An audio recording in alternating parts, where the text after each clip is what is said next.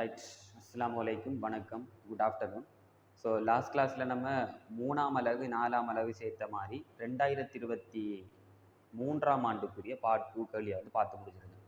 2024 2023க்குரிய part 2 கேள்வியெல்லாம் பார்த்து முடிஞ்சு. ஸோ இன்றைக்கு நம்ம 2022 ஏ லெவல் பேப்பரில் வந்த பார்ட் 2 கேள்வியை பார்ப்போம். சரியா? இன்றைக்கு 2022 2021 பார்ட் 2 பார்ப்போம். நாளைக்கு நம்ம சண்டே கிளாஸில் ரெண்டுக்குமான எம்சிக்யூ பகுதிகளை டிஸ்கஸ் பண்ணி கொள்ளலாம். சரியா? ரைட். எடுங்க எல்லாரும் 2022 ஏ லெவல் பேப்பரில் பார்ட் 2 கேள்வி எடுங்க. 4ஆவதுல ஆனா கேள்வியாக வரும். வளமையாகவே பேப்பரில் வரக்கூடிய கேள்வி 4ஆவதுல ஆனா கேள்வி. உங்களோட 4ஆம் அலகுகளில் வரக்கூடிய மூலேடுகள் தொடர்பான கேள்வியாக இருக்கு.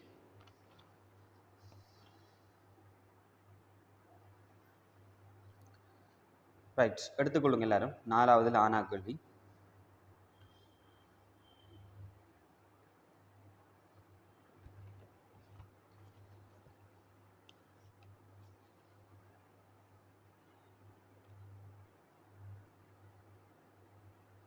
ரைட். கேள்வியை பாருங்க. முதல் கேள்வி எடுத்த பிள்ளைகள் டாப் டு பாட்டம் வரைக்கும் நல்லா வாசிச்சு பாருங்க. அதுக்கப்புறம் ஃபார்மட் அடிக்கிறதுக்கு போகும். இந்த ஃபார்மட் சில விஷயங்கள் வரும், சில விஷயங்கள் வராமல் போகலாம். சரியா? ரைட். பாருங்க. மாலினி வரையறுக்கப்பட்ட தனியார் கம்பெனியானது விநியோகத்தர்களிடமிருந்து பாலுணவுகளை கொள்வனவு செய்து சில்லறை கடைகளுக்கு விற்பனை செய்கிறது. பாலுணவு விநியோகத்தர்களும் மாலினி வரையறுக்கப்பட்ட தனியார் கம்பெனியும் பெறுமதி சேர் வரிக்காக பதிவு செய்யப்பட்டுள்ளன. அதாவது வெட்டுக்காக பதிவு செய்யப்பட்ட ஒரு வணிகமாக இருக்கு. அப்போ உங்களுக்கு தெரியும், நம்ம படிச்சிருக்கோம், வெட்டுக்கு பதிவு செய்யப்பட்ட வணிகமாக இருந்தால் அதனுடைய ஃபார்மட் இரட்டை பதிவு எப்படி வரும், வெட்டுக்கு பதிவு செய்யப்படாத வணிகமாக இருந்தால் ஃபார்மட் இரட்டை பதிவு எப்படி வரும்னு சொல்லி பார்த்துருக்கேன். சரியா? அந்த தியரிகள் உங்களுக்கு கிளியராக இருக்கிறது. ரைட். முதலாவதாக பின்வரும் தகவல்கள் 2022 மார்ச் மாதத்துக்கான மாலினி வரையறுக்கப்பட்ட தனியார் கம்பெனியுடன் தொடர்புடையதாகும். ரைட். 1/3/2022 உள்ளவாறான மீதிகள். இப்போ கடன் கொடுத்தோர் கட்டுப்பாட்டு கணக்கிட மீதி தந்திரிக்கி, கடன் பட்டோர் கட்டுப்பாட்டு கணக்கு, காசு கணக்கு, அதே மாதிரி செலுத்த வேண்டிய வெட்கட்டுப்பாட்டு கணக்கிட மீதிகள் தந்திரிக்கி. 2வது செம்மியாக்கள் ரைட் 2 3 4வது ஒரு ஃபார்மட் ஒன்று தந்திருக்கு உங்களுக்கு. அதே மாதிரி 7வதுல ஒரு வங்கி கூற்றுட ஃபார்மட் ஒன்று தந்திருக்கு. அதோட உங்கள்கிட்ட வேண்டப்படுவது 2022 மார்ச் மாதத்துக்கான பின்வரும் மூலப்பதிவேடுகள். காசு பெறுவனவு நாளோடு காசு கொடுப்பனவு நாளு ரெண்டும் கேட்டிருக்கு. 2022 மார்ச் மாதத்துக்கான பின்வரும் பேரெட்டு கணக்குகள். காசு கணக்கு, கடன் பட்டோர் கட்டுப்பாட்டு கணக்கு, கடன் கொடுத்தோர் கட்டுப்பாட்டு கணக்கு, வெட்கட்டுப்பாட்டு கணக்கு 4 கேட்டிருக்கு. இறுதியா வங்கி இணக்க கூற்று கேட்டிருக்கு. திருத்திய காசு மீதியுடன் ஆரம்பிக்கவும். சரியா? அப்போ வங்கி இணக்க கூட்டில் ஃபார்மட் 2 முறையில் இருக்கு. ஒன்று திருத்திய காசு மீதியுடன் ஆரம்பிக்கிற வங்கி இணக்க கூட்டும் இருக்கு, வங்கி கூற்றின் படியான மீதியுடன் ஆரம்பிக்கக்கூடிய வங்கி இணக்க கூட்டும் இருக்கு. சரியா? இதுல திருத்திய காசு மீதி அடிப்படையில் நம்ம ஸ்டார்ட் பண்றோமா இருந்தா நம்ம திருத்திய காசு மீதியோட சமர்ப்பிக்கப்படாததை கூட்டி வசூலிக்கப்படாத கழிப்போம். இதே இது வங்கி கூற்றின் படியான மீதியுடன் ஆரம்பிக்க உண்டு தந்தா நம்ம வங்கி கூற்றின் படியான மீதியுடன் வசூலிக்கப்படாத காசோலையை கூட்டி சமர்ப்பிக்கப்படாத காசோலையை கழிப்போம். ஒன்றுமில்லை, திருத்திய காசு கணக்கிட ரிவர்ஸ் ஃபார்மட் தான் அந்த வங்கி கூட்டின் படியான அமைப்புன்னு சொல்லக்கூடியது. சரியா? அப்போ பிராக்கெட்ல உங்களுக்கு என்ன எதோட ஆரம்பிக்க சொல்லி சொல்றானோ அதுல இருந்து நீங்க என்ன செய்யணும், ஸ்டார்ட் பண்ணக்கூடிய மாதிரி இருக்கணும். சரியா? ரைட். இப்போ பார்த்தீங்கன்னா உங்களோட அந்த காசு பெறுவனவு நாளோடு கொடுப்பனவு நாளற்ற அந்த பகுப்பாய்வு நிரல்களில் சில விஷயங்கள் வரலாம், சில விஷயங்கள் வராமல் இருக்கலாம். சரியா? ஆனால் வந்தான வராட்டியான நீங்கள் ஃபார்மட்டை ஃபுல்லாக அடித்து வச்சாலும் எந்த பிள்ளையும் இல்லை. சரியா? நீங்கள் கேள்வியை வாசித்து அது வருமா வராதான்னு டிசைட் பண்ண அந்த டைமுக்குள்ளே ஃபுல்லாக ஃபார்மட் அடித்து வச்சாலும் எந்த பிள்ளையும் இல்லை. சரியா? ரைட். ஸோ குயிக்காக ஃபார்மட் அடிங்க எல்லாரும். காசு பெறுவனவு நாளோடு கொடுப்பனவு நாளோடு அதோட 4 டி ஃபார்மட்டுகள் வரும். அந்த 4 டி ஃபார்மட்டு கொஞ்சம் பெருசாக அடிக்கணும். 3வது வங்கி இணக்கு கூட்டு அடிக்கணும். சரியா? ரைட். அடுங்க அப்போ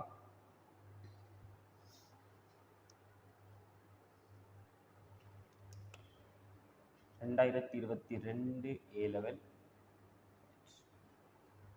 கேள்வி இலக்கம் 4 ஆனா.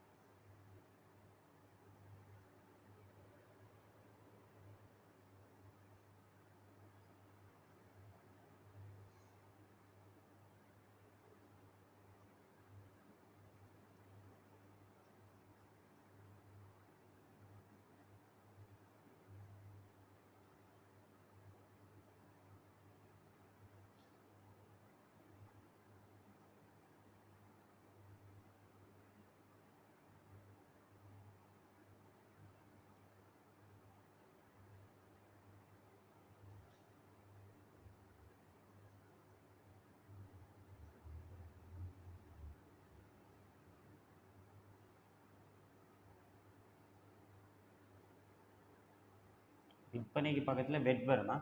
இந்த வெட்டுக்கு பதிவு செய்யப்பட்ட வணிகம் தானே இது?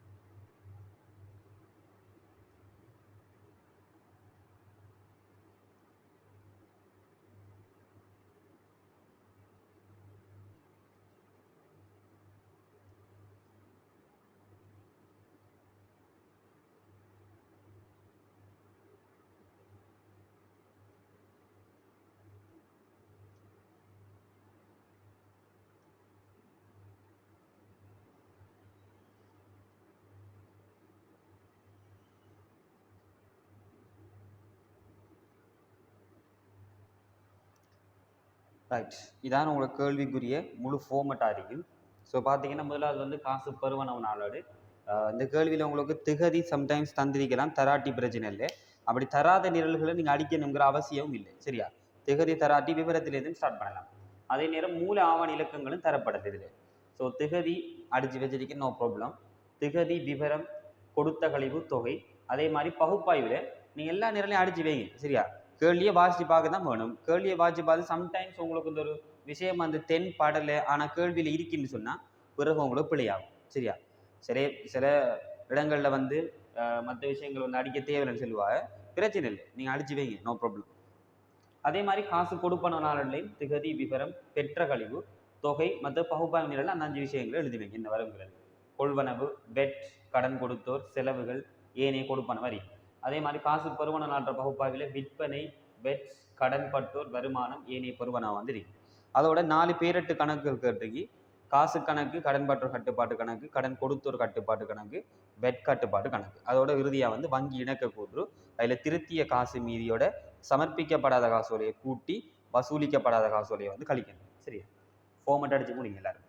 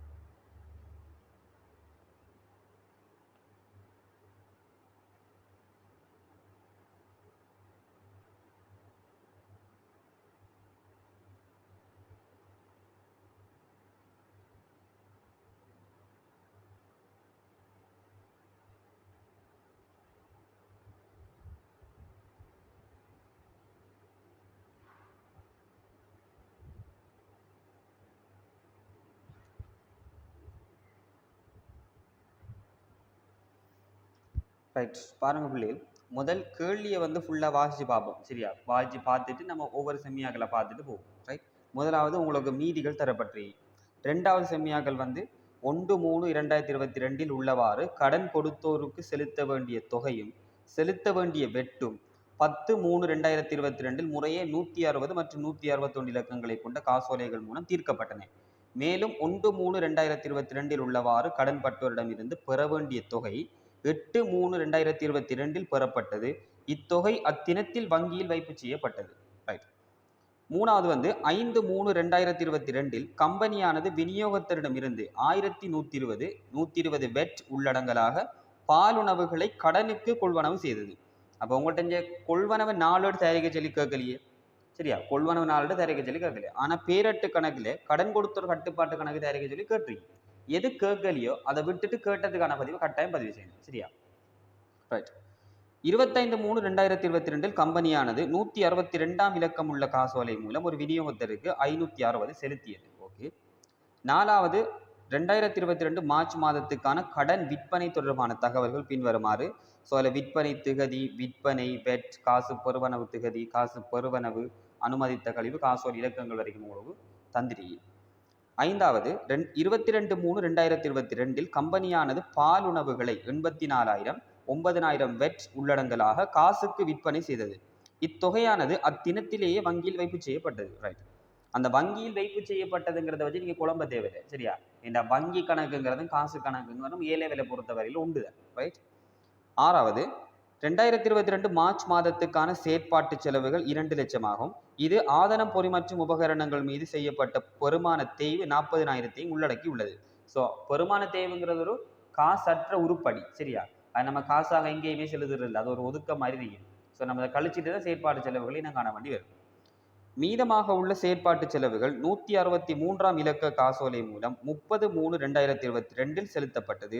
செயற்பாட்டு செலவுகளுக்கான வெட்டை புறக்கணிக்கவும். ஸோ செயற்பாட்டு செலவுக்கு வந்து வெட் இல்லை. அடுத்து 7வது பார்த்தீங்கன்னு சொன்னால் உங்களுக்கு வங்கி கூற்று தான் தெரியும். 2022 மார்ச் மாதத்துக்கான வங்கி கூற்றானது 5/4/2022 பெறப்பட்டது. 31/3/2022 உள்ளவாறான வங்கி கூற்று மீதியானது அத்திகதியில் உள்ள காசு கணக்கு மீதியுடன் இணங்கவில்லை. வங்கி கூற்றின் சுருக்கிய தகவல்கள் தரப்பட்டுள்ளது. சரியா, ஸோ உங்களுக்கு வங்கி கூற்று கிடைச்சிருக்கு 5/4 அடுத்த மாதம் 5ஆம் தேதி கிடைச்சிருக்கு. சரியானே. இறுதியாக ஒரு செம்மியாக்கள் இருக்கு. மாதாந்த அடிப்படையில் மூலப்பதிவேடுகளின் மொத்தமானது பொது பேரட்டு கணக்குகளுக்கு மாற்றப்படுகின்றன. அதாவது காசு பெறுவனவு நாளேடு, கொடுப்பனவு நாளேடு, அதே மாதிரி அந்த வணிகத்தால் தயாரிக்கப்படுற ஏனைய நாளேடுகளில் மொத்தம் பேரட்டு கணக்குக்கு மாத இறுதியில் மாற்றப்படும். அதாவது 31/3/2022 மாற்றப்படும். கம்பெனியால் வங்கி கூற்று பெற்றுக்கொள்ளப்பட்ட பின்னர் நிலையியல் கட்டளை கொடுப்பனவு, நிலையான வைப்பு மீதான வட்டி மற்றும் வங்கி கட்டணங்கள் ஆகியன காசு கணக்கில் பதிவு செய்யப்பட்டது. ஸோ இங்கே உங்களுக்கு திருத்திய காசு கணக்குன்னு ஒன்று கேட்கல. சரியா, நீங்கள் எந்த காசு கணக்கில் திருத்த முன்னுக்கான பதிவுகளை செஞ்சு மீதி எடுத்துட்டு அது கீழே நம்ம என்ன செய்வோம், திருத்திய காசு கணக்கான பதிவுகளை வந்து செய்வோம். சரியா, ரைட். அதோட உங்களுக்கு வேண்டப்படுற கேள்விகள் தான். இப்போ பிள்ளைகள் ஒவ்வொரு பதிவாக பார்த்து பதிவோம். இப்போ இங்கே கேள்வி ஓவராலாக வாசித்து முடிச்சிங்கன்னு சொன்னால் தான் எங்கெங்கே பதியணுங்கிற அந்த ஐடியா உங்களுக்கு வரும். வாசிக்காமல் போனீங்கன்னு சொன்னால் கஷ்டம். ஏ லெவல் பேப்பர்லேயே தான் ஓவராலாக வாசிச்சு பாருங்க. உண்மையாக உள்ளுக்கு ஆழ்ந்து டைம் எடுத்து வாசிக்காம மேலாலும் வாசிச்சு பாருங்க, எங்கெங்கே பதிவு வருங்கிற ஐடியா வரும் உங்களுக்கு. சரியா, ரைட். இப்போ முதலாவது செம்மியாக்கள்ல இருந்தே வருவோம். பின்வரும் தகவல்கள் 2022 மார்ச் மாதத்துக்கான மாலினி வரையறுக்கப்பட்ட தனியார் கம்பெனியுடன் தொடர்புடையது. 1/3/2022 உள்ளவாறான மீதிகள். ஸோ உங்களோட பேரட்டு கணக்குகளில் ஆரம்ப மீதிகள் தான் தெரியும். அதை நீங்கள் என்ன செய்யணும்னு சொன்னால் முதல் உங்களோட பேரட்டு கணக்குகளில் அந்தந்த பக்கங்களில் பதிவு செய்யணும். சரியா, முதலாவது பாருங்க பார்ப்போம். கடன் கொடுத்தோர் கட்டுப்பாட்டு கணக்கு. ஸோ கடன் கொடுத்தோர் கட்டுப்பாட்டு கணக்கு எப்பயுமே வந்து செலவு மீதியாக வந்து இருக்கும். ரைட், எப்பயுமே என்று சொல்ல போனால் சம்டைம்ஸ் வரவு மீதியா வரலாம். அப்படி வரவு மீதியா வந்தால் வரவுண்டு பிராக்கெட்ல தருவான். சரி, அநேகமான சந்தர்ப்பங்களில் செலவு மீதி. ரைட், எழுதி கொள்ளுங்க.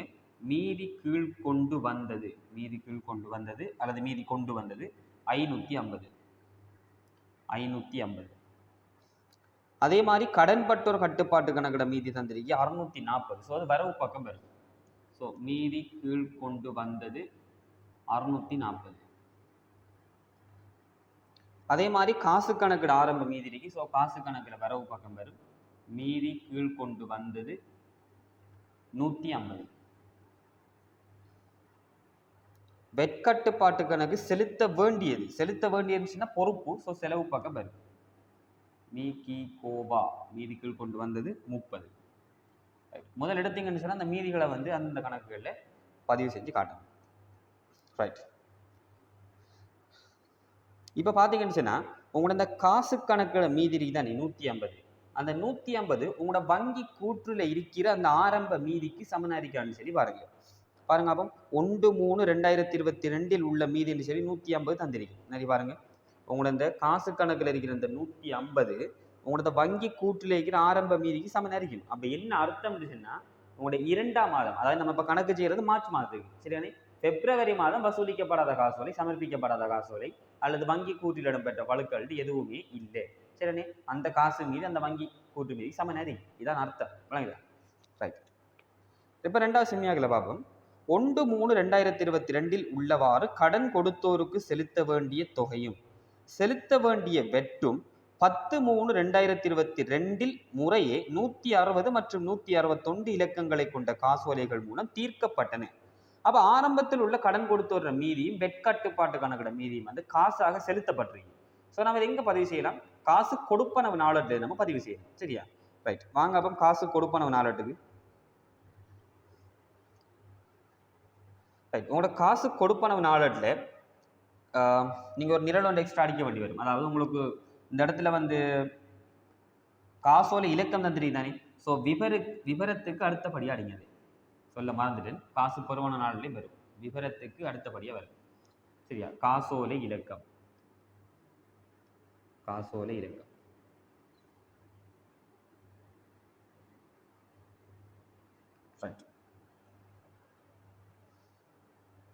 ரைட். இப்போ டேட்டு தந்திருக்கு. ஸோ டேட்டை போட்டு எழுதுவோம். காசு கொடுப்பன நாளுக்கு வாங்க. 10/3/22 10/3/22 கடன் கொடுத்தோரு காசு கொடுக்கும் முதல். ஸோ கடன் கொடுத்தோர்னு எழுதுங்க விவரத்தில். கடன் கொடுத்தோர்.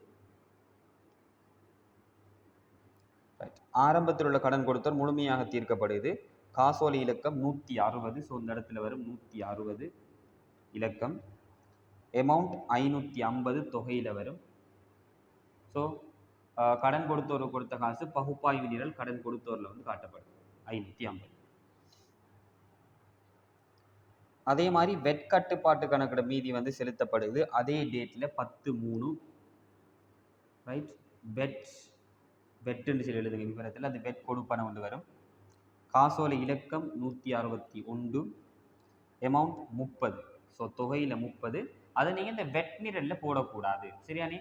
கொள்வனவுக்குரிய வெட் மட்டும்தான் இந்த வெட் நிரலில் வரும். வெட்டுக்கான கொடுப்பனவுண்டா அதை நீங்கள் ஏனைய கொடுப்பனவுங்கிற நிரலில் காட்டணும். சரியா? ஏனைய கொடுப்பனவுங்கிற நிரலில் காட்டணும் தனியாக.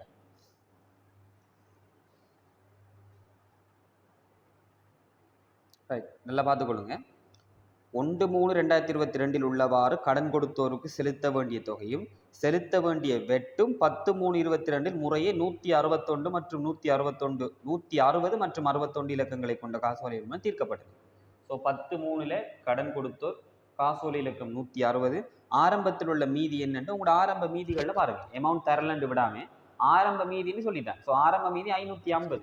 அப்போ தொகையில் 550, கடன் கொடுத்தோருங்கிற பகுப்பாய்வு நிரல் 550. அதே மாதிரி 161 இலக்கம் கொண்ட காசோலை மூலம் வெட்கட்டுப்பாட்டு கணக்கிட மீதி வந்து கொடுத்து தீர்க்கப்படுது. ஸோ 10/3 விவரம் வந்து வெட், காசோலை இலக்கம் 161, தொகை 30, வெட்டுக்கான கொடுப்பனவை ஏனைய கொடுப்பனவை காட்டணும். இந்த வெட் நிரலில் காட்டக்கூடாது. இந்த வெட் நிரல் என்னத்துக்காண்டா இந்த காசு கொள்வனவால வார வெட் மட்டும்தான் இதுக்குள்ள வரும். விளங்கிட்டா? ரைட். இப்ப உங்களோட 7வதுல வங்கி கூற்று தந்திகண்ணே. அந்த வங்கி கூற்றுல இந்த 160ஆம் இலக்கம் கொண்ட காசோலையும் 161ஆம் இலக்கம் கொண்ட காசோலையும் இருக்கான்னு சொல்லி பாருங்க. ரைட். ப்ராபபிலி இருக்குன்னு சொன்னா இந்த இடத்துல இது மாதிரி ஒரு டிக் பண்ணிக்கொள்ளுங்க. சரியா? அதாவது என்ன அர்த்தம் பிள்ளைகள், இப்ப ஒரு வணிகத்துல வந்து பெற்றுக்கொள்ளப்பட்ட காசோலைகள், அதாவது ஒரு வாடிக்கையாளர்கிட்ட பெற்றுக்கொள்ளப்பட்ட காசோலைகள் வங்கியில் வைப்பு செய்கிற சந்தர்ப்பத்தில் அது வங்கி கூற்றுல செலவு பக்கம் இல்லாட்டி அது வசூலிக்கப்படாத காசோலை. சரியா? உதாரணத்துக்கு ஒரு கடன் பட்டோட்டேந்து கிடைக்கிற காசோலையே நீங்க வங்கியில வைப்பு செஞ்சிட்டீங்க. சரியா? இந்த மாதம் வரைக்கும் அது வசூலிக்கப்படலன்னு சொல்லி அது வசூலிக்கப்படாத காசோலை.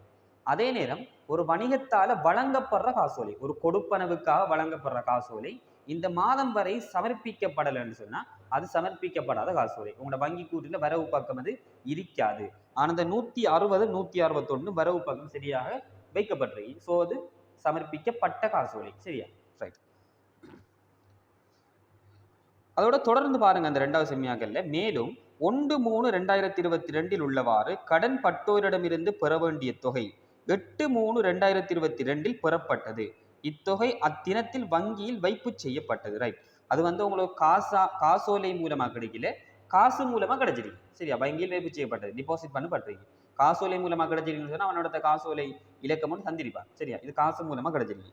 ரைட். அப்ப ஆரம்பத்தில் கடன் பற்ற கட்டுப்பாட்டு கணக்கிட மீதி வந்து 640 இருக்கு. அது முழுமையா வந்து பெறப்பட்டிருக்கா. ஸோ நம்ம அதை காசு பெறுவனவு நாளத்தில் பதிவு செய்யணும். டேட் 8/3/2022 8/3/22. விவரம் கடன்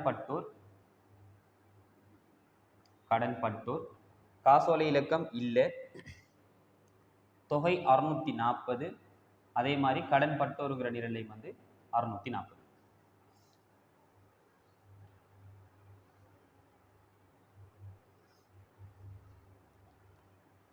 ரைட். அந்த 640 உங்களோட 7வது செம்மியாக்கல் இருக்கிற வங்கி கூற்றுல செலவு பக்கம் இருக்கான்னு சொல்லி பாருங்க. சரியா? 640 ஏதோ ஒரு 640 மட்டும் தான் தந்திருப்பான். பிள்ளையில கிளப்பக்கூடிய மாதிரி 2 விஷயம் தந்திருக்காது.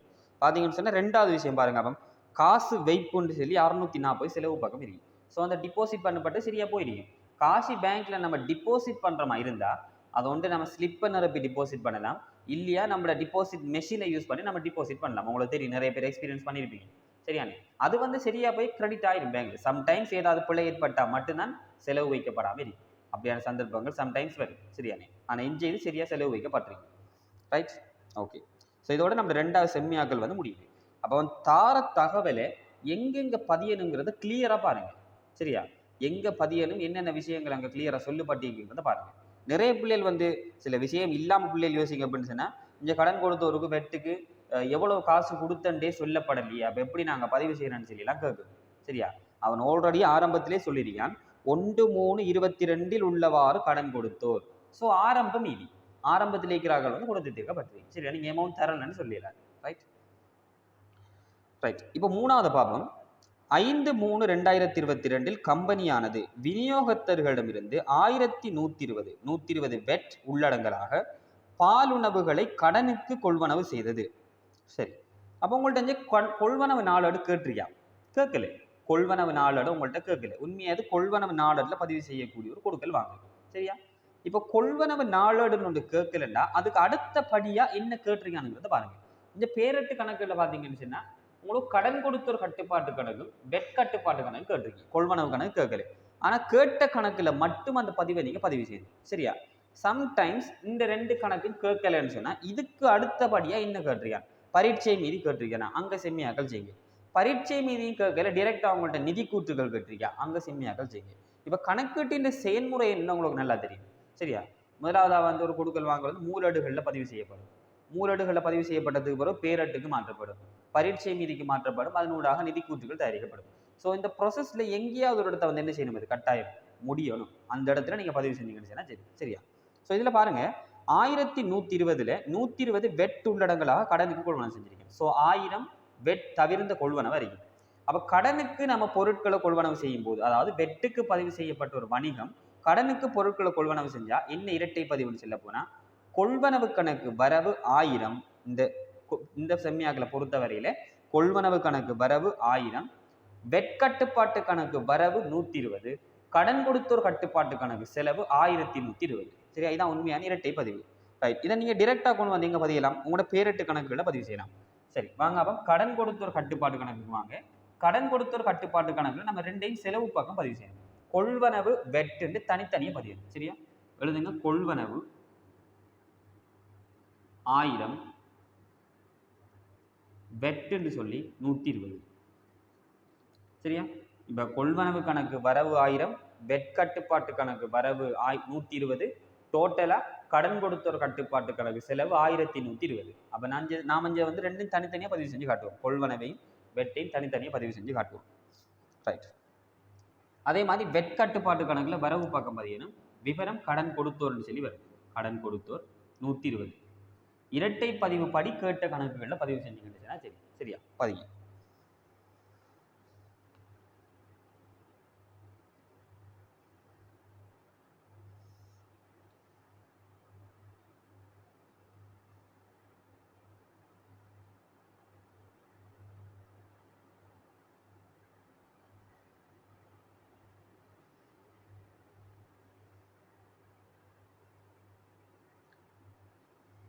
ரைட். இப்போ தொடர்ந்து பாருங்க, 25/3/2022 கம்பெனியானது 162ஆம் இலக்கமுள்ள காசோலை மூலம் ஒரு விநியோகத்தருக்கு 560 செலுத்தியது. விநியோகத்தர் சொன்னா கடன் கொடுத்தோர், சரியா? இப்போ ஏற்கனவே ஆரம்பத்தில் உள்ள கடன் கொடுத்தோர்னா நம்ம கொடுத்து தீர்த்துட்டோம். ஸோ இப்போ கொடுக்குற அந்த 560 நம்ம இப்போ கொள்வனவு செஞ்சு இந்த 1120க்கான பதிவை வந்து இருக்கு, சரியா? ஸோ கடன் கொடுத்தோரு காசு கொடுக்கணும்னு சொன்னா காசு கொடுப்பனவு நாளில் பதிவு செய்யணும். வாங்க டேட்டை போடுங்க. டேட் தந்திருக்கு 25/3 விவரம் கடன் கொடுத்தோர்,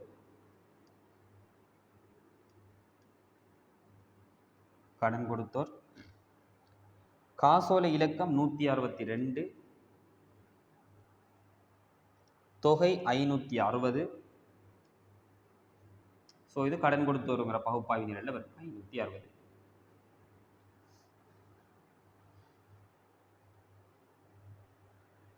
ரைட். இப்போ இந்த 162ஆம் இலக்கம் கொண்ட அந்த காசோலை உங்களோட வங்கி கூற்றுல இருக்கான்னு சொல்லி பாருங்க. அப்போ உங்களோட 7வதுல தந்திருக்க வங்கி இணக்க கூற்றுல 162 560 வரவு பதிவு வைக்கப்பட்டீங்க. ஸோ அதை டிக் பண்ணுங்க, சரியா? வரவு பதிவு வைக்கப்பட்டீங்கன்னு சொன்னா சமர்ப்பிக்கப்பட்டுட்டு, சரியா? ஒரு காசோலை உங்களோட காசு கொடுப்பனவு நாளட்டில் பதியப்பட்டு காசு கணக்குல செலவுல பதியப்பட்டு உங்களோட வங்கி கூற்றுலையும் வரவுல இருந்தா அது சமர்ப்பிக்கப்பட்ட காசோலை. அப்படி வங்கி கூற்றுல வரவுல இல்லாட்டி தான் சமர்ப்பிக்கப்படாத காசோலை, சரியா? ரைட்டா, டிக் பண்ணிக்கொள்ளுங்க. இப்ப 4வது செம்மியாக்களுக்கு வாங்க. 2022 மார்ச் மாதத்துக்கான கடன் விற்பனை தொடர்பான தகவல்கள் பின்வருமாறு, சரியா? கடன் விற்பனை தொடர்பான தகவல்கள் தரப்பட்டிருக்கு. ரைட். என்ன தகவல் நம்ம ஓவராலா வாட்சி பாருங்க பாப்போம்.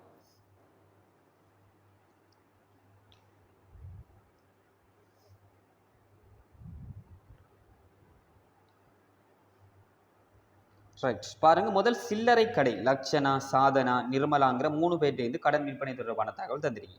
விற்பனை திகதி தந்திருக்கு 12/15/28. விற்பனைகள் தந்திருக்கு. விற்பனையில் உள்ளடக்கப்பட்டுள்ள வெட், சரியா? ஸோ இந்த முன்னுக்கு இருக்கிற அந்த 672ல அந்த 72ங்கிற வெட் வந்து உள்ளடக்கப்பட்டிருக்கு. நம்ம கழிச்சுட்டு தனியாக காட்டணும் அது, சரியா? அதே மாதிரி 336 1108க்குள்ளேயும் வந்து வெட் வந்து உள்ளடக்கப்பட்டிருக்கு. அடுத்து காசு பெறுவனவு திகதி, அது காசு பெறுவனவு, அனுமதித்த கழிவு, காசோலை இலக்கங்கள் தரப்பட்டிருக்கு, சரியா? இப்ப பாருங்க, அப்போ கடன் விற்பனைகள் எல்லாம் நம்ம பதிவு செய்யக்கூடிய ஒரு மூலேடு விற்பனை நாளேடு, சரியா? ஆனா இங்க கூட இந்த கேள்வியில விற்பனை நாளேடு வந்து ஒரு கேள்வியா கேட்கல. விற்பனை நாளேடு கேட்காட்டி அதுக்கு அடுத்த படியா என்ன கேட்டிருக்காங்கிறத பாருங்க. இந்த விற்பனை நாளேட்டுக்குரிய இரட்டை பதிவு உங்களுக்கு தெரியும். வெட்டுக்கு பதிவு செய்யப்பட்ட வணிகத்துக்கு கடன்பட்டோர் கட்டுப்பாட்டு கணக்கு வரவு, வெட் கட்டுப்பாட்டு கணக்கு செலவு, விற்பனை கணக்கு செலவு, சரியா? அப்ப இந்த பேரட்டு கணக்குல பாத்தீங்கன்னு சொன்னா உங்கள்ட்ட கடன்பற்றோர் கட்டுப்பாட்டு கணக்கு கேட்டிருக்கி, வெட் கட்டுப்பாட்டு கணக்கு கேட்டிருக்கு, விற்பனை கணக்கு கேட்கல. ஸோ கேட்ட விஷயத்துக்கு மட்டும் நான் பதிவு செஞ்சுச்சுன்னா சரி, சரியா? இப்போ ஒவ்வொன்றா பாருங்க பாப்போம். சில்லறை கடன்கிறது நமக்கு தேவையில்லை, விற்பனை திகதி தேவைப்படும். Right, okay. விற்பனைகள் தந்திருக்கி, விற்பனையில் உள்ளடக்கப்பட்டுள்ள வெட் தந்திருக்கி, சரியா? ஸோ பாருங்க அப்போ பிள்ளைகள், விற்பனையை வந்து விற்பனையில் உள்ளடக்கப்பட்டுள்ள வெட் இதை ரெண்டையும் நம்ம எடுத்து என்ன செய்வோம், மொத்தமாக பதிவு வைப்போம், சரியா? மொத்தமாக பதிவு வைப்போம். ஏன்னு சொன்னால் இந்த விற்பனை நாளோட கேட்டால் அங்கே தனித்தனியை பதிஞ்சிட்டு மொத்தத்தை எடுத்து இரட்டை பதிவு செய்யணும். ஆனால் இந்த விற்பனை நாள் கேட்கலையே, ஸோ நம்ம டோட்டலுக்கு டிரெக்டாக பதிவு செய்யலாம். நம்ம கடைசி கிளாஸில் பார்த்த கேள்வி 2023 A-level வந்த கேள்வியிலையும் கூட விற்பனை நாளோடு தந்திரிக்கு. ஸோ விற்பனை நாட்டில் நம்ம தனித்தனியை பதிஞ்சிட்டு மொத்தத்தை எடுப்போம். ஆனால் இந்த தராதபடியால் நம்ம மொத்தத்தை எடுத்து பதிவு செஞ்சுக்கலாம், சரி, சரியா? ஸோ பாருங்க, அப்போ இறுதியா உங்களோட 2116 விற்பனைகள் இருக்கு மொத்தம், சரியா? 2116 மொத்தம் இருக்கு. அதுல 216 வெட் உள்ளடங்கி. ஸோ அதை கழிஞாபம் 2116 மைனஸ் 216. ஸோ உண்மையா வெட் தவிர்ந்த விற்பனை வந்து 1900, சரியா? இப்போ இது இரட்டை பதிவு எப்படி வரப்போகுதுன்னு சொன்னா, கடன்பட்டோர் கட்டுப்பாட்டு கணக்கு வரவு 2116, வெட் கட்டுப்பாட்டு கணக்கு செலவு 216, விற்பனை கணக்கு செலவு 1900. ஆனால் இந்த விற்பனை கணக்கு நம்மகிட்ட கேட்கல, சரியா? ஸோ விற்பனை கணக்கு கேட்காத நம்ம அந்த பதிவு வந்து பதிய தேவையில்லை, வளையிட்டா. இப்போ நம்ம இந்த பேரட்டு கணக்குகள் இந்த விஷயங்களை வந்து பதிவு செய்யும். ஸோ ஸோ வாங்க அப்போ கடன்பட்டோர் கட்டுப்பாட்டு கணக்கு வரவு. ஸோ விற்பனை வெட் ரெண்டையும் தனித்தனியாக காட்டணும். விற்பனை 1900 தனியாக காட்டணும். வெட் 216 அதை தனியாக காட்டணும். கடன்பட்டோர் கட்டுப்பாட்டு கணக்கு வரவு. அதே மாதிரி வெட் கட்டுப்பாட்டு கணக்கு செலவு 216. வெட் கட்டுப்பாட்டு கணக்கு விற்பனை வெட் ஒரு பொறுப்பு, அதனால வெட் கட்டுப்பாட்டு கணக்குல செலவு பக்கம் காட்டுறோம். ஸோ விவரம் வந்து கடன்பட்டோர் 216. இதில் உங்கள்ட்ட விற்பனை கணக்குன்னு ஒன்று கேட்டிருந்தா நம்ம செலவு பக்கம் 1900ங்கிற பதிவை வந்து பதிவு செய்யும். சரியா?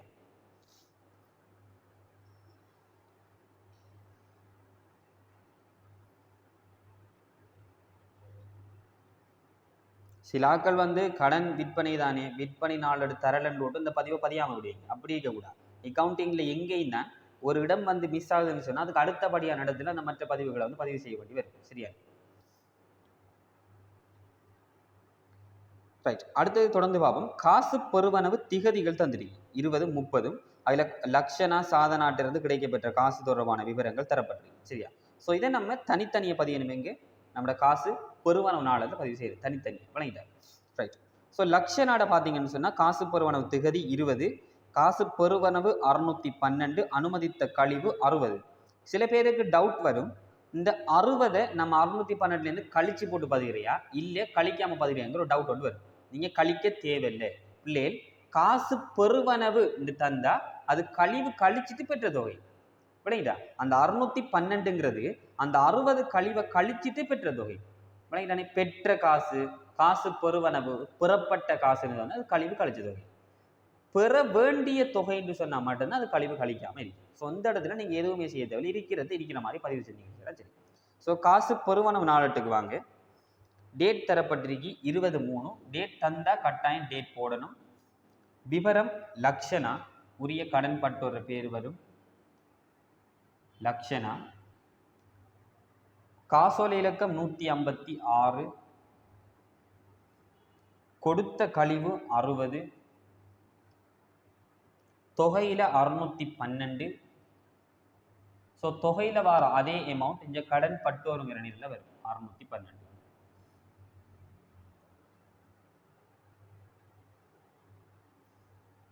அதே மாதிரி 2வது 20/3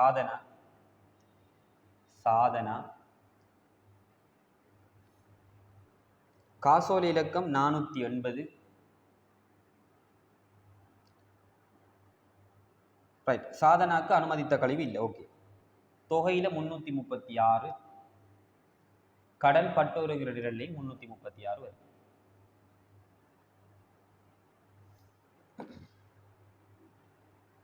ரைட். சாதனாட திகதி வந்து 30. ரைட். ஓகே. 20/3 இல்ல 30.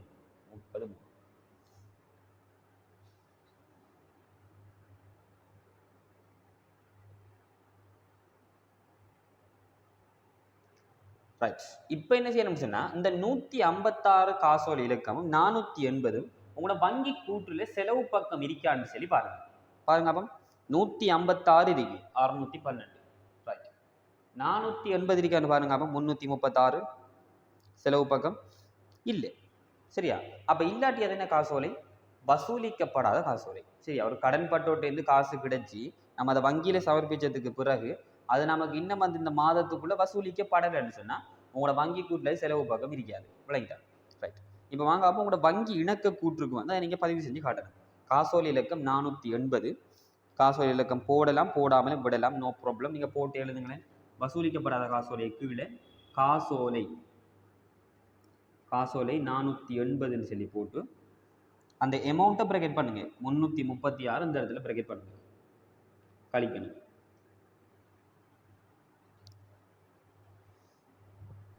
கட்டாயம் அந்த காசோலை இலக்கம் தந்த இப்படியான கேள்விகள்ல கம்பேர் பண்ணி பாருங்க அந்த இடத்துல இருக்கா இல்லையான்னு. சரியா? அப்படி இல்லாட்டி ஒரு வாடிக்கையாளர்கிட்ட கிடைச்ச காசோலை இல்லாட்டி வசூலிக்கப்படாத காசோலை, ஒரு கொடுப்பனவுக்காக கொடுத்த காசோலை வரவு பக்கம் இல்லாட்டி அது ஒரு சமர்ப்பிக்கப்படாத காசோலையா இருக்கு. சரியா?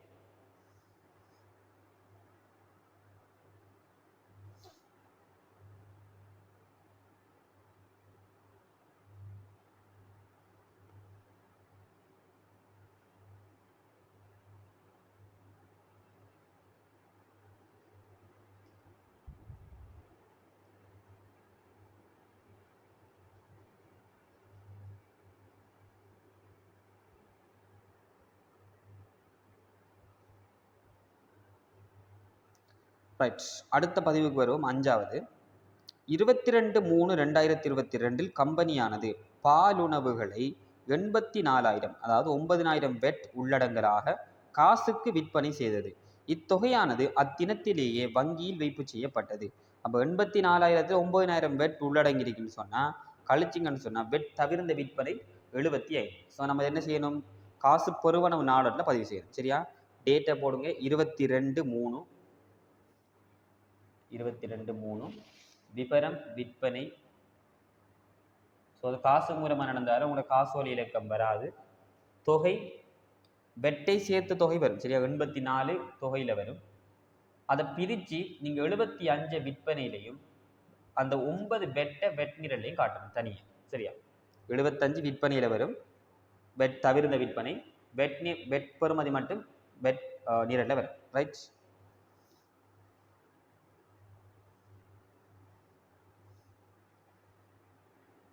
ரைட். இத்தொகையானது அத்தினத்திலேயே வங்கியில் வைப்பு செய்யப்பட்டு டிபாசிட் பண்ணிக்க அந்த காசு. ஸோ உங்களோட வங்கி கூட்டுல செலவு பக்கம் இருக்கான்னு சொல்லி பாருங்க. 84. ரைட், காசு வைப்புன்னு சொல்லி செலவு பக்கம் ஒரு 84 இருக்கு. ஸோ இந்த விஷயத்தை தான் பிரதிநிதித்துவப்படுத்தக்கூடியதாக இருக்கணும். ரைட், சரி. அடுத்த செம்மியாங்கள் 2022 மார்ச் மாதத்துக்கான செயற்பாட்டு செலவுகள் 2 லட்சம் ஆகும். செயற்பாட்டு செலவு நபிலே விநியோக கிரயம், நிர்வாக செலவு, ஏனைய செலவு, இது 3ஐ உள்ளடக்கினது செயற்பாட்டு செலவுகள் ஆகும். சரியா, இது ஆதனம் பொறி மற்றும் உபகரணங்கள் மீது செய்யப்பட்ட பெருமான தேய்வான 40,000ஐயும் உள்ளடக்கி உள்ளது. ஸோ ஆதனம் பொறி மற்றும் உபகரணத்துக்கான தேய்வு ஒரு காசற்ற உருப்படி. நம்ம அதை கழிச்சிட்டு தான் கொடுப்பனவா காட்டணும். சரியா, தொடர்ந்து மீதமாக உள்ள செயற்பாட்டு செலவுகள் 163ஆம் இலக்க காசோலை மூலம் 30/3/2022 செலுத்தப்பட்டது. செயற்பாட்டு செலவுகளுக்கான வெட்டை புறக்கணிக்குக. ரைட், 200ல் 40 பெருமான தேய்வுன்னு சொன்னா கழிச்சா 160 வரும். சரியா, ஸோ அந்த 160 தான் நம்ம என்ன 163ஆம் இலக்க காசோலை மூலம் 30/3 செலுத்திருக்கோம். ஸோ நம்ம காசு கொடுப்பனவு நாளத்தில் காட்டணும். வாங்க, காசு கொடுப்பனவு நாளத்துக்கு டேட்டை போடுங்க. 30/3 விவரம் செயற்பாட்டு செலவு, செயற்பாட்டு செலவு, காசோலை இலக்கம் 163,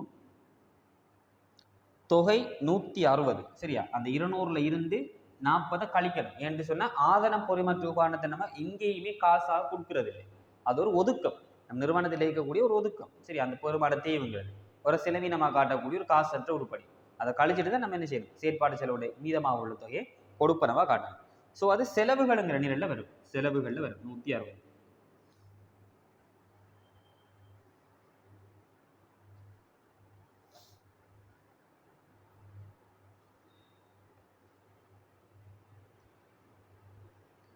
ரைட், இப்போ இந்த 163ங்கிற அந்த காசோலை இலக்கம் உங்களோட வங்கி இணக்க கூற்றுல இருக்கான்னு சொல்லி பாருங்க. பார்த்தோம்னா இல்லை. ஸோ ஒரு கொடுப்பனவுக்காக வழங்கப்பட்ட அந்த காசோலை வங்கி கூற்றுல வரவு பக்கம் இல்லாட்டி அது சமர்ப்பிக்கப்படாத காசோலை. சரியா, ஸோ இங்கே வாங்க, சமர்ப்பிக்கப்படாத காசோலையில கீழே காசோலை எழுதி பிராக்கெட்ல நம்பரை போடுங்க 163. ஸோ அமௌண்ட் 160, அது இந்த இடத்துல நம்ம கூட்டணும். சரியா, வசூலிக்கப்படாத காசோலைக்கான பெறுமதியை நம்ம கூட்டணும் 160.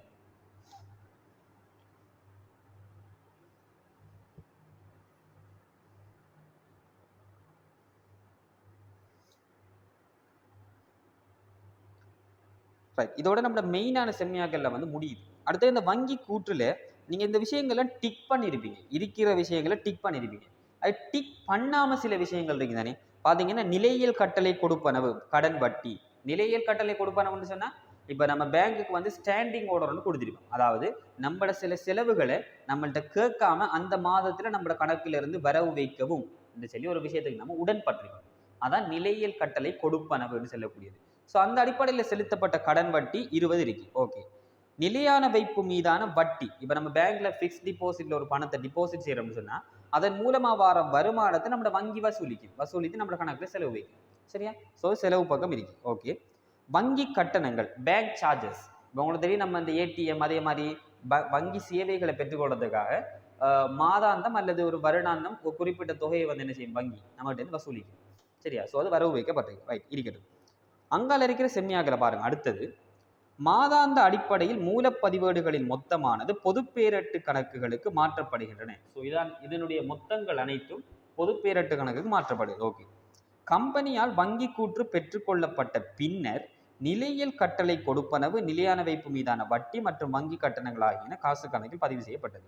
அப்ப நமக்கு தெரியும் திருத்திய காசு கணக்குல அந்த விஷயங்களை நம்ம பதிவு செய்வோம். சரியா?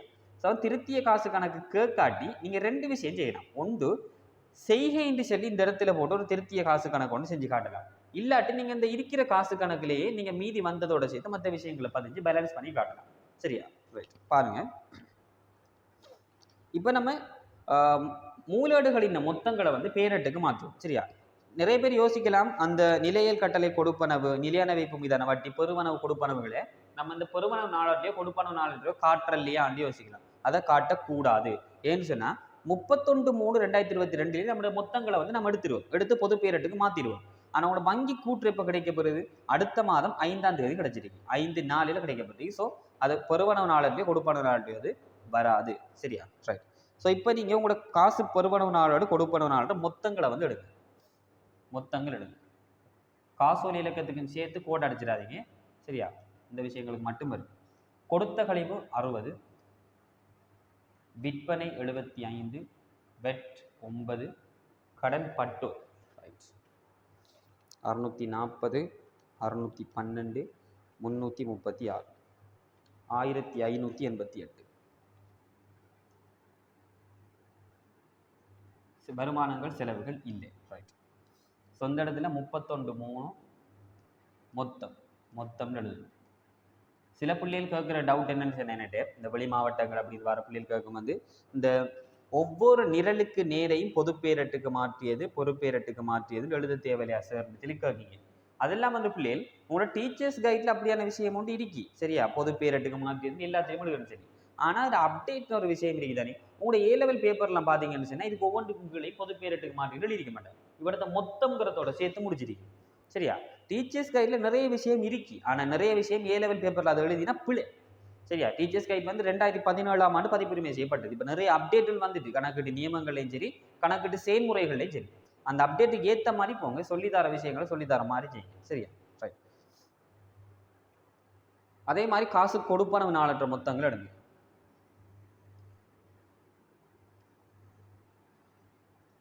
31/3 மொத்தம். பெற்ற கழிவு இல்லை, கொள்வனவு வெட்டில்லை. ரைட்.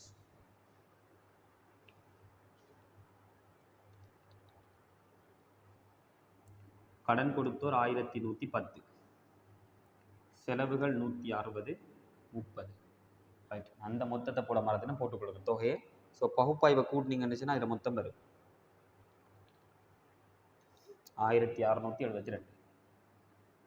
அதே மாதிரி இஞ்சலையும் இந்த சைடிக்கிற பகுப்பாய்வை கூட்டிங்கன்னு சொன்னா அதில் மொத்தம் வரும்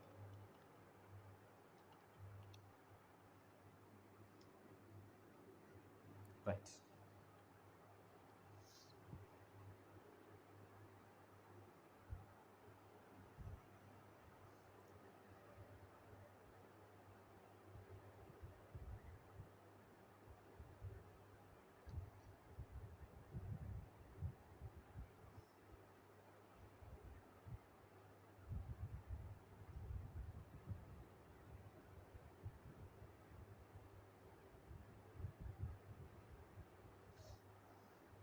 இப்போ நம்ம மொத்தங்களை வந்து பேரட்டுக்கு மாற்றணும். சரியா? பாருங்க, அப்போ இந்த காசு பெருவனவு நாளில் விற்பனை வெட் ரெண்டு தரப்பட்டீங்க. ஸோ இரட்டை பதிவு எப்படி வரப்போகுது? ரெண்டு சேர்த்த மாதிரி காசு கணக்கு வரவு, விற்பனை கணக்கு செலவு, வெட் கட்டுப்பாட்டு கணக்கு செலவு. சரியா? விற்பனை கணக்கு கேட்கல, ஸோ கேட்ட கணக்குல மட்டும் பதிவு செய்யணும். இப்போ காசு கணக்குல வரவுல விற்பனைன்னு சொல்லி 75 தனியாக காட்டணும். வெட்டுன்னு சொல்லி 9 தனியாக காட்டணும். காசு கணக்கு வரவு, ரைட்? காசு கணக்கு வரவு மொத்தம் வரும் 84. அது இல்லாமல் தனித்தனியாக காட்டணும். அதே மாதிரி வெட் கட்டுப்பாட்டு கணக்கு செலவு, ஸோ கொஞ்சம் காசுன்னு சொல்லி வெட் மட்டும் வரும் 9. இங்கே விற்பனை கணக்கு கேட்டால் நம்ம விற்பனை கணக்கில் செலவில் 75 காட்டுவோம். விற்பனை மட்டும் காட்டுவோம். ஆனால் நமக்கு விற்பனை கணக்கு கேட்கல. ரைட். ஸோ இந்த ரெண்டு விஷயங்களும் சரி. அதே மாதிரி கடன் பட்டோர் நிரல்ல மொத்தம். அப்போ கடன் பட்டோர் நிரல்ல மொத்தத்துக்கான இரட்டை பதிவு வந்து காசு கணக்கு வரவு கடன்பட்டோர் கட்டுப்பாட்டு கணக்கு செலவு. ரைட், பதிவு செய்யுங்க. காசு கணக்கில் வரவு பக்கம் கடன்பட்டோர் 1558. கடன்பட்டோர் கட்டுப்பாட்டு கணக்கில் செலவு பக்கம் வரும் காசு 1558. சாரி, 1588. சரியா, 1588.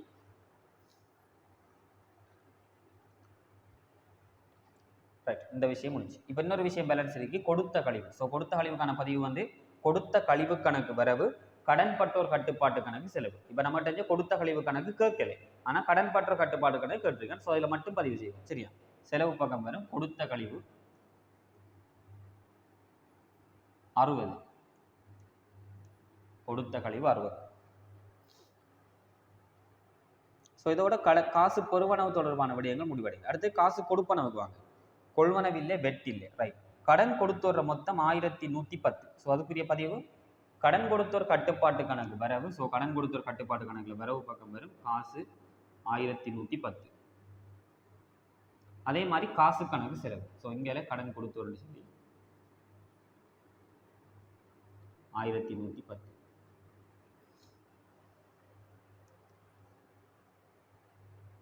அதே மாதிரி செலவுகள் இதனை செலவுகளை நம்ம தனித்தனியாக பதிவு செய்வோம். ஸோ செயற்பாட்டு செலவு. அப்போ இதுக்கு வந்து இரட்டை பதிவு வரும். செயற்பாட்டு செலவு கணக்கு வரவு, காசு கணக்கு செலவு. செயற்பாட்டு செலவு கணக்குனா நம்மகிட்ட கேட்கல.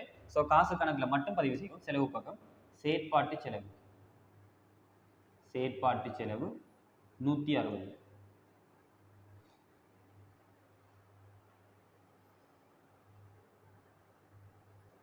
அதே மாதிரி வெட் கொடுப்பனவு. ஸோ இதுக்கான பதிவு வந்து வெட் கட்டுப்பாட்டு கணக்கு வரவு, காசு கணக்கு செலவு. ஸோ ரெண்டு கணக்குமே நம்மகிட்ட கேட்டுருக்கீங்க. சரியா, ரைட். வெட் கட்டுப்பாட்டு கணக்கில் வரவு பக்கம் வரும் காசுன்னு சொல்லி 30. காசு கணக்கில் செலவு பக்கம் வரும் வெட்டுன்னு சொல்லி. சரியா, வெட் கொடுப்பனவுன்னு சொல்லி காட்டுங்க. அதாவது கொள்வனவுக்குரிய வெட்டா போயிடும். வெட் கொடுப்பனவு 30. இதில் பெற்ற கழிவு ஒன்று இல்லை. ரைட், இப்போ நம்ம மூலேடுகளின் மொத்தங்கள் எல்லாத்தையும் பேரேடுகளுக்கு மாற்றியாச்சு. சரியா, ரைட். இப்போ என்ன செய்யுங்கன்னு சொன்னால் உங்களுக்கு கணக்குகள் எல்லாம் பேலன்ஸ் பண்ணுங்க. அந்த வங்கி இணக்க கூட்டில் அந்த விஷயங்கள் இருக்கட்டும், வங்கி கூட்டில் அந்த விஷயங்கள் இருக்கட்டும். முதல் கணக்கை வந்து பேலன்ஸ் பண்ணி எடுங்க. ரைட், முதல் காசு கணக்கை பார்த்தீங்கன்னு சொன்னால் 150 + 75 + 9 + 1588. ஸோ 1822 வரும். பேலன்ஸ் போராடிங்க, அமௌண்ட்டை போடுங்க. 1822. ஸோ மீதி கீழ் கொண்டு வந்தது இந்த இடத்துல வரும். மீதி கீழ் கொண்டு வந்தது இவ்வளவு வரும். மீதி கீழ் கொண்டு சென்றது இவ்வளவு வரும். 1822 இருந்து 1110, 160, 30 கழிச்சா உங்களோட மீதி 522 வரும். 522. அதே மாதிரி கடன் பட்டோர் கட்டுப்பாட்டு கணக்கை பேலன்ஸ் பண்ணுங்க. 640 + 1900 + 216. ஸோ மொத்தம் 2756. ஸோ மீதி கீழ் கொண்டு வந்தது வரவு பக்கம் வரும், சென்றது செலவு பக்கம் வரும். 2756 1588 60 கழிச்சோம் சொன்னா நம்முடைய இறுதி மீதி 1108 வரும்.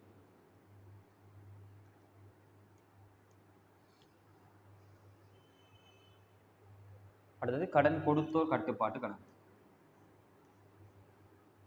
செலவு பக்கம் 550, 1000 + 120. ஸோ 1670. ஸோ மீதி கீழ் கொண்டு வந்தது செலவு பக்கம் வரும். அதாவது எந்த பக்கம் கூட வருதோ அந்த பக்கம் தான் மீதி கீழ் கொண்டு வந்தது இந்த பேலன்ஸ் கோட்டுக்கு கீழே வரும். சரியா, குறைய வார பக்கம் பேலன்ஸ் கோட்டுக்கு மேலே மீதி கீழ் கொண்டு சென்றது வரும். ரைட், 1670 1110 கழிச்சோம்னு சொன்னால் மீதி 560.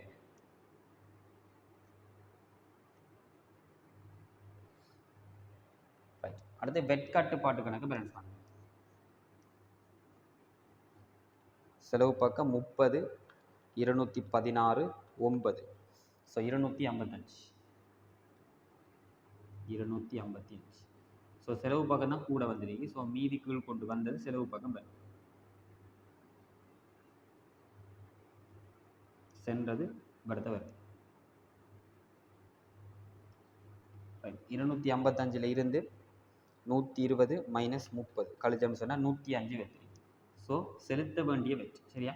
வெட் கட்டுப்பாட்டு கணக்கு மீதி வந்து செலவு மீதியாக வந்தால் அது செலுத்த வேண்டிய வெட் பொறுப்பாக காட்டணும் சரியா. ரைட், பேலன்ஸ் பண்ணிடுங்க அவங்களோட கணக்குகளை.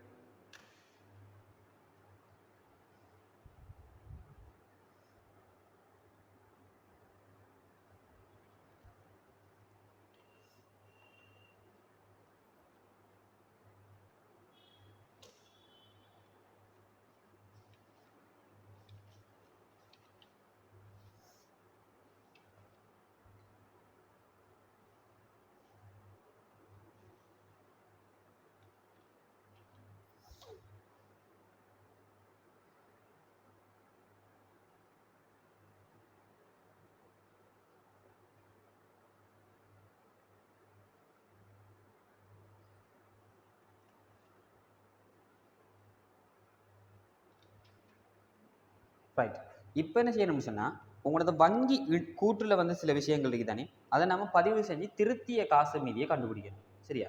ஸோ பாருங்க, அப்போ நிலையியல் கட்டளை கொடுப்பனவுன்னு சொல்லி கடன் வட்டி வரவு பக்கம் தந்திருக்கு. உங்களோட 7வது செம்மியாக்கல்ல நம்ம டிக் பண்ண விஷயம் போக டிக் பண்ணாத விஷயத்தை பாருங்க சரியா. நிலையியல் கட்டளை கொடுப்பனவு கடன் வட்டின்னு சொல்லி வரவு பக்கம் தந்திருக்கு. ஸோ வங்கி கூற்றில் வரவு பக்கம் இருந்தால் நம்ம காசு கணக்கில் அதை செலவு பக்கம் பதிவு செய்வோம் இல்லைங்களா. அப்படியும் நீங்கள் எடுக்கலாம். இல்லையா அந்த நிலையியல் கட்டளை கொடுப்பனவுங்கிறது ஒரு காசு கொடுப்பனவு, அதனால் நம்ம காசு கணக்கு செலவு பக்கம் காட்டுறோம். இதில் நீங்கள் 2 மெத்தடில் செய்யலாம் பிள்ளைகள். ஒன்று, இந்த காசு கணக்கிலேயே நீங்கள் இந்த மீதி கீழ் கொண்டு வந்தோட சேர்த்து கீழே செய்யலாம். இல்லையா திருத்திய காசு கணக்கு ஒன்று செய்கையில் போட்டு செய்யலாம் சரியா. உங்களோட கீழே வந்து இதோட சேர்த்த மாதிரி செஞ்சு காட்டுறீங்க, நம்ம அதே மெத்தட் படி போவோம் சரியா. ரைட், பாருங்க, இந்த மீதி கீழ் கொண்டு வந்தோட சேர்த்து நான் செஞ்சு காட்டுறேன். இப்போ இதில் பார்த்தீங்கன்னு சொன்னால் நிலையியல் கட்டளை கொடுப்பனவு கடன் வட்டி தந்திருக்கு. வரவு பக்கம் 20 இருக்கு. ஸோ நம்ம காசு கணக்கில் இந்த இடத்துல நான் பதிவு இந்த பாக்ஸுக்கு கீழே சரியா. கடன் வட்டி 20 செலவு பக்கம் வரும். அதே மாதிரி நிலையான வைப்பு மீதான வட்டி அது கூட வங்கி கூட்டுல செலவு பக்கம் இருக்கு. ஸோ நம்ம காசு கணக்கில் வரவு பக்கம் பதிவு. ஏன்னா நமக்கு அது ஒரு பருவனம் சரியா. நிலையான வைப்பு வட்டி. ஸோ வரவு பக்கம் இந்த மீதி கீழ் கொண்டு வந்ததுக்குள்ள வரும் நிலையான வைப்பு வட்டி. ரைட், 100. அடுத்தது வங்கி கட்டணங்கள். ஸோ செலவு பக்கம் வரும் வங்கி கட்டணம் 5. ஸோ செலவு பக்கம் வரும் 5. இப்போ நீங்கள் இந்த காசு கணக்கில் திருத்திய பகுதியை வந்து பேலன்ஸ் பண்ணி எடுக்கலாம் சரியா. பேலன்ஸ் பண்ணி எடுக்கலாம். ஸோ மீதி கீழ் கொண்டு வந்தது இந்த இடத்துல வரும். மீதி கீழ் கொண்டு வந்தது இடத்த மீதி கீழ் கொண்டு சென்றது வரும். Right, 522 100 622 right. ஸோ 622 இருந்து செலவு பக்கம் இருக்கிற 22 கழிச்சிங்கன்னு சொன்னால் 597 உங்களோட மீதி கீழ் கொண்டு வந்து சென்றதா இருக்கு. 597. இந்த 597 தான் உங்களோட திருத்திய காசு கணக்கு மீதி. அதை நீங்கள் இந்த இடத்துல கொண்டு வந்து போடணும். 597 திருத்திய காசு கணக்கு மீதி. இப்போ கூட வங்கி இணக்க கூட்ட நீங்கள் முடிக்கலாம் சரியா. 597 ப்ளஸ் 160 மைனஸ் 336. ஸோ 421 வருது. 421 நேர்களதுங்க வங்கி கூற்றின் படி மீதி அல்லது வங்கி கூற்று மீதி.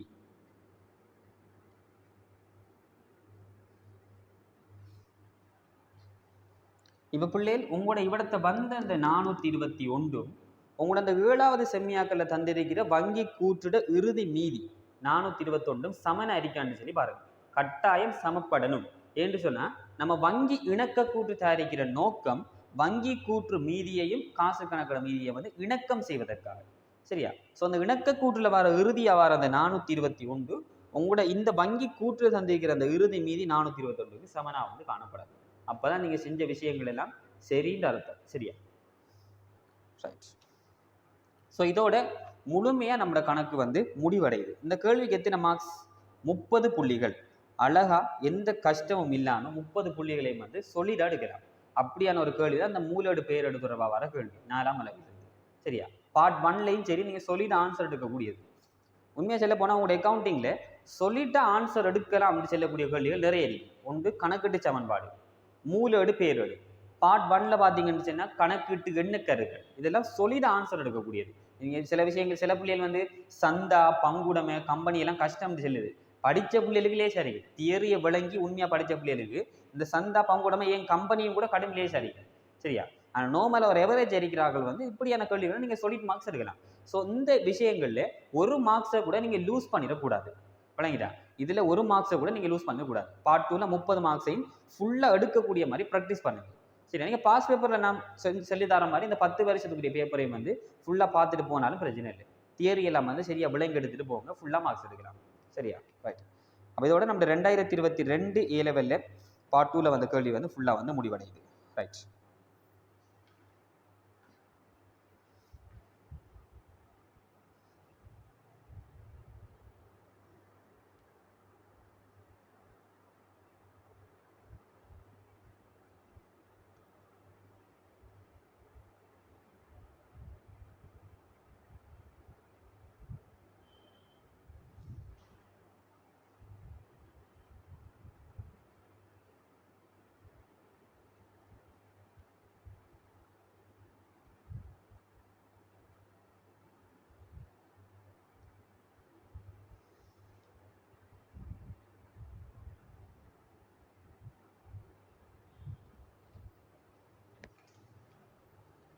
ரைட். ஸோ நான் உங்களுக்கு இன்றைக்கி 2021 பார்ப்போம் இருந்தேன். கொஞ்சம் டைம் இல்லாமல் இருக்கு. நான் ஒரு இம்பார்ட்டண்ட்டோட போக வேண்டியிருக்கு. ஸோ அதனால் இன்றைய கிளாஸை வந்து நம்ம இதோட முடிச்சு கொள்ளலாம். நாளைய கிளாஸில் நம்ம 2022 பார்ட் 1 அதே மாதிரி 2021 பார்ட் 1 பார்ட் 2 ரெண்டையும் பார்த்துட்டு நாளைய கிளாஸில் 2021 வரைக்கும் ஃபுல்லாக வந்து முடிக்கக்கூடிய மாதிரி. சரியா? ஒரு விஷயம் நான் உங்கள்ட்ட ரிக்வெஸ்ட் பண்ணி கேட்கக்கூடியது என்னென்னு சொன்னால், இந்த பேப்பர் கிளாஸில் வந்து நல்லா யூஸ் பண்ணிக்கொள்ளுங்க. ஏன்னா நான் நிறைய அப்டேட்டான விஷயங்களை வந்து சொல்கிறேன். சரியா? அவங்க கணக்கீட்டு நியமங்கள் வரும்போது நிறைய அப்டேட்கள்லாம் சொல்லி தருவேன். கம்பெனி கணக்கில் வர நிறைய அப்டேட் விஷயங்கள். ஸோ அந்த பேப்பர் கிளாஸை நல்லா யூஸ் பண்ணுங்கள். செய்கிற கேள்விகளை அந்தண்டைக்கு திருப்பி பேப்பரை பார்க்காம நீங்களே செய்து பாருங்கள். அதாவது கீயை பார்க்காம கொஷனை மட்டும் வச்சு நீங்கள் செஞ்சு பாருங்கள். ஏன்னா அப்போ தான் உங்களுக்குன்னு சொல்லி ஒரு ப்ராக்டிஸ் கொண்டு வரும். சரியா? இப்போ நான் விளங்கப்படுத்துறதை மட்டும் இதே டைமில் நீங்கள் பார்த்துட்டு இருந்து நான் செஞ்சு காட்டுற மெதட்டில் நீங்கள் ஆன்சர் எழுதி வச்சிங்கன்னு சொன்னால் கடைசி வரைக்கும் உங்களுக்கு அது கைக்கு ப்ராக்டிஸாக வராது. விளங்கிட்டாரு? ஸோ அந்த அன்றைக்கு நம்ம இது வரைக்கும் கிட்டத்தட்ட சொல்ல போனால் 4வது யூனிட்டில் வந்து நிற்கும். இதுக்கு முதல் நம்ம கணக்கீட்டு சமன்பாடு மெயினான கேள்விகள் வந்து நிறைய பார்த்துருக்கீங்க. ஸோ அதில் வார கேள்விகள் நான் இதுக்கு முதல் படிப்பிச்ச விஷயங்கள் நம்ம வந்து நீங்களே செல்ஃபாக இருந்து செஞ்சு பாருங்கள். உங்களுக்கு ஏதாவது டவுட் இருந்துச்சுன்னா அந்த செம்மியாக்களை ஒரு ஸ்க்ரீன்ஷாட் எடுத்து அல்லது ஃபோட்டோ எடுத்து இந்த வாட்ஸ்அப்புக்கு அனுப்பிட்டு ஒரு வாய்ஸ் ரெக்கார்ட் வந்து போடுங்க. நான் அதுக்கு ஒரு விளக்கத்தை தருவேன். சரி, அந்த ஹெல்ப்புகள் வந்து நான் நிறைய செய்வேன் பிள்ளைகளுக்கு. ஏன்னா இன்னொரு தெரியும் உங்களுக்கு, இன்னொரு 3 months இருக்கு போல, இன்னொரு 100 நாள் இருக்குன்னு சொல்லிருக்கு உங்களோட A லெவல் எக்ஸாமு. ஸோ இதுக்குள்ளே நீங்கள் படிக்கிற படிப்பு தான் பிள்ளைகள் படிப்பு. இது வரைக்கும் நீங்கள் 3 வருஷம் என்ன தான் கிளாஸுக்கு போய் பேப்பர் கிளாஸுக்கு போய் அங்கே போயிட்டு கலைஞ்சாலும் இதுக்குள்ளே நீங்கள் என்ன படிக்கீங்களோ அந்த 3 மணி நேரம் டைமுக்குள்ளே நீங்கள் எக்ஸாம் பேப்பரில் என்ன ஆன்சர் எழுதுறீங்களோ அதான் உங்களோட ஆன்சர், உங்களோட ரிசல்ட்ஸ், உங்களோட லைஃப்பை தீர்மானிக்க போடுது. சரியா? ஸோ நான் அடிக்கடி கிளாஸுக்கு வர வேண்டிய எல்லா பிள்ளைகள்டையும் செல்லக்கூடிய விஷயம் இது. அந்த அண்டைக்கு படிக்கிறது அந்த அண்டைக்கு இல்லாட்டியும் ஒரு 1 வீக்குள்ளேயாவது அந்த விஷயங்களை ப்ராக்டிஸ் பண்ணி திருப்பி ரிப்பீட் பண்ணுங்க.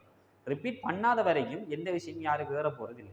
சரியா? சில ஹைப்பர் ஆக்டிவான பிள்ளைகள் இருக்கு. சில பிள்ளைகள் வந்து ஒரு தரம் பார்த்தாலே அடுத்த தரம் சொல்லி கொடுக்க தேவையில்லை, மற்ற விஷயங்கள் செஞ்சுட்டு போகும். அப்படியான பிள்ளைகளுக்கு ஓகே.